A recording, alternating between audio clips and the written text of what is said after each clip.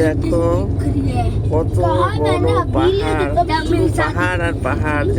যেখান দিয়ে যাচ্ছে এখন ট্রেনটা, দূরে দেখতে পাচ্ছ তোমরা পাহাড়। দেখো ওদিকে পাহাড়, ওদিকে নদী, নিচে আবার জল।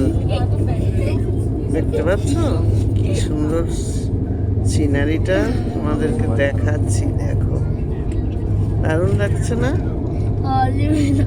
ট্রেনের ভিতর থেকে ভাবলাম যে তোমাদের জন্য একটু ছবিটা তুলি, ওই জন্য তুলছি। দেখো কত পাহাড় আর পাহাড়।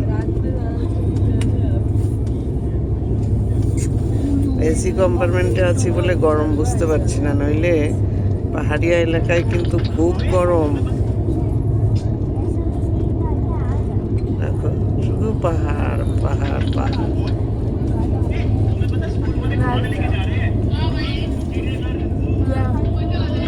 আমরা যারা মানে কলকাতায় থাকি তারা কিছুতেই